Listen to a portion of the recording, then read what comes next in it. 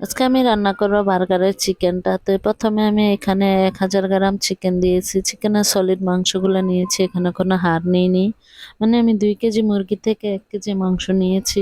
তো এগুলোকে ভালো করে একটু তেলে ভেজে নেব। এখানে কোনো পেঁয়াজ কাঁচামরিচ কিছুই দিব না। তারপর আমি দিয়ে দিব একটু তেলে ভেজে লবণ 1 চা চামচ, দিয়ে দিব আদা রসুন পেস্ট 1 চা চামচ, দিয়ে দিব হাফ চা চামচ গোলমরিচের গুঁড়া, সাথে দিয়ে দেব সয়া সস 2 চা চামচ। এগুলো দিয়ে একটু নাড়াচাড়া করে তারপরে আমি ঢাকনা দিয়ে ঢেকে দিব 15 মিনিটের জন্য। মাংস থেকে অনেক পানি উঠেছে, তো এগুলাকে আমি 15 মিনিট ঢেকে সিদ্ধ করে নিব। চুলার আঁচটা এই পর্যায়ে মিডিয়াম টু লোতে করে আমি মাংসগুলাকে সিদ্ধ করে নিব।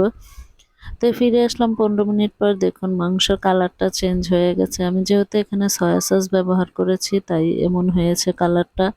তো এখন নাড়াচাড়া করে আমি মাংসটাকে নামিয়ে নিব। মাংসটাকে আমি ঠান্ডা করে একটা বাটিতে ঢেলে তারপরে এখানে আমি চিজ আর বার্গার সস মিশিয়ে নিয়েছি। তো হয়ে গেল বার্গারের চিকেন রান্না। এভাবে রান্না করে বার্গার বানিয়ে খেয়ে দেখেন, অনেক মজা হয়।